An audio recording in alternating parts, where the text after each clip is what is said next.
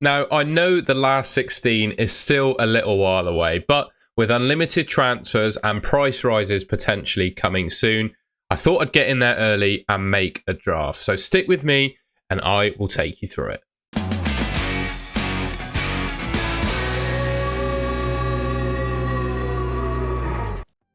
So I'm actually going to blatantly reuse some content from my previous videos to basically show how my tips that I'm giving in my videos I'm also using in my own team, right? So before actually getting into the draft, I just wanted to talk through kind of some top tips and my real thinking points around picking a team with unlimited transfers for the last 16. So once the Matchday 3 deadline has passed, some player prices can be adjusted. So for me, it's really important to pick a team as soon as possible, lock in some players that you think might go up in price, and that should save you some pain later on down the line. So yeah, this team is done so with that in mind.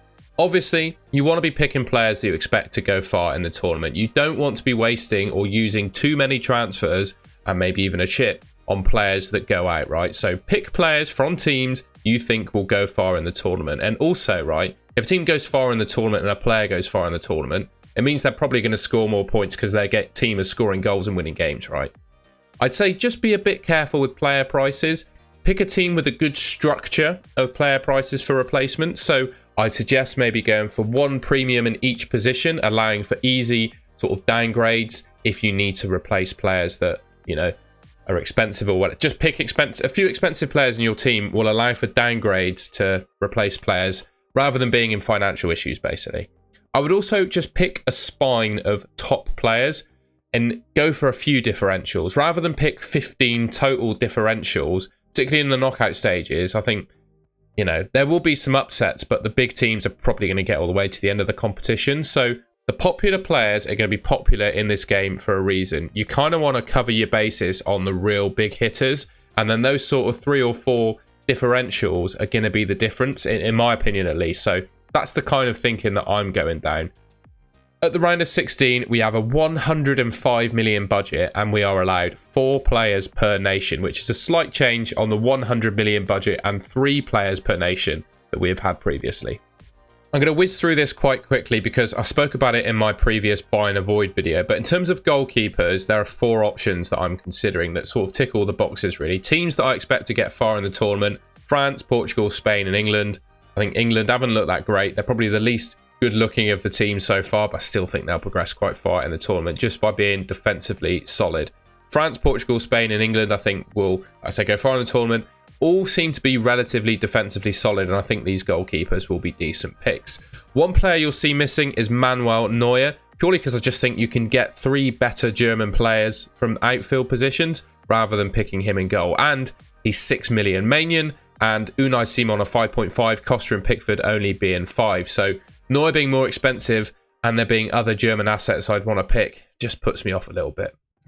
Like giving away my team already, 4 of my favourite defenders are Cucurella of Spain, Mittelstadt of Germany, Guéhi of England, and Koundé of France. They're the respective cheapest starting defenders from their teams and probably the best ones you can go for. With respect of Koundé, I would say, money being no object, Theo Hernandez is probably the best defender for France, but he's a little bit more expensive, and I haven't seen all that much difference in their attacking output and sort of play so far. Koundé still looks to be fairly attacking on the right-hand side as well.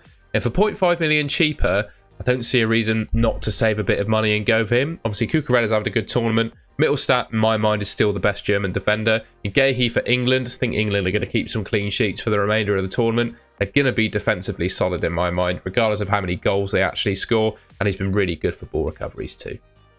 Right then, with all that out of the way, here is the defence and goalkeepers that I've actually gone for. So the 4 defenders I spoke about, Mittelstadt, Guéhi, Cucurella and Koundé, are all in.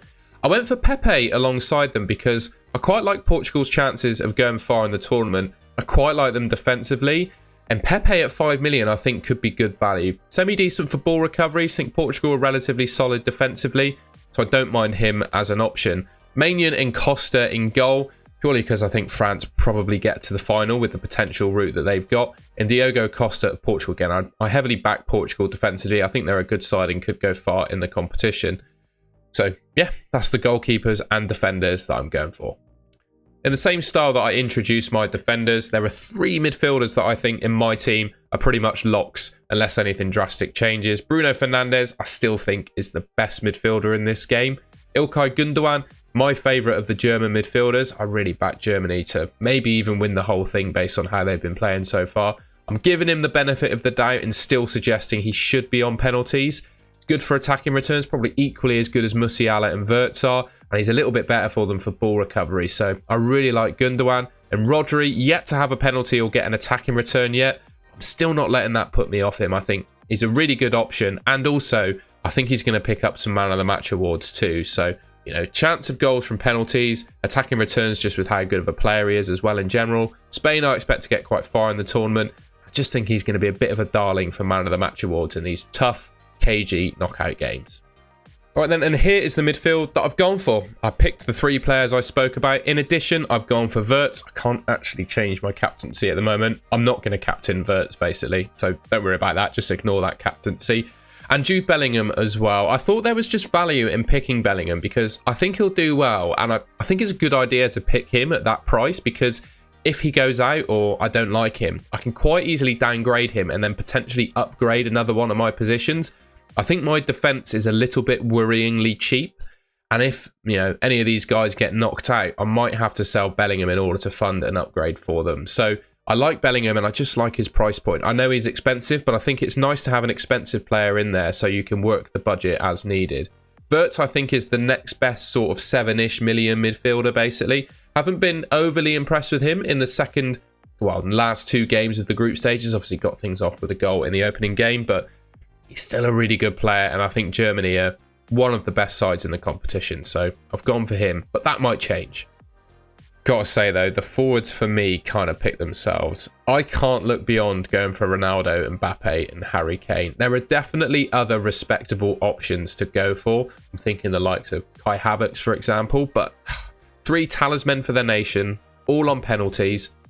And I don't think I can pick Lukaku either, who is definitely in contention during the group stages. I just don't know how far Belgium will go in the tournament and how well they'll actually get on in the knockout stages, where I think Portugal, France and England should get fairly far into this competition, and these guys should be amongst the goals. So for me, I can't look past the front 3 of Ronaldo, Mbappe and Kane. So here is the team then. Kane, Mbappe, Ronaldo up front. Jude Bellingham, Rodri, Wirtz, Gündoğan and Bruno Fernandes in midfield. Mittelstadt, Guehi, Cucurella, Koundé and Pepe in defence, with Maignan and Costa in goal. I'd say there are 2 players that might not make it into my final draft. Maignan, because I could save 0.5 million and get Pickford. I'm just a little bit worried about being doubled up on England defence.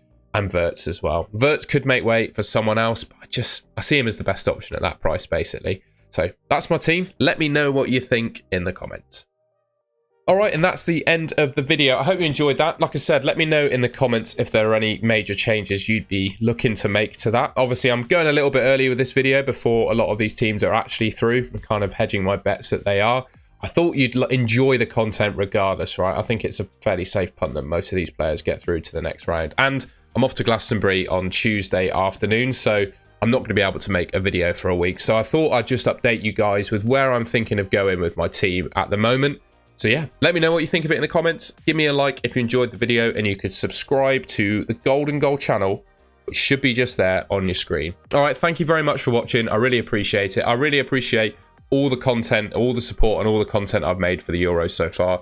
It's been absolutely unbelievable, to be honest. I really love making the videos. I'll be back in about a week's time when I return from Glastonbury, hopefully not too hungover, and I'll carry on with the content from then. So until then, see you next time.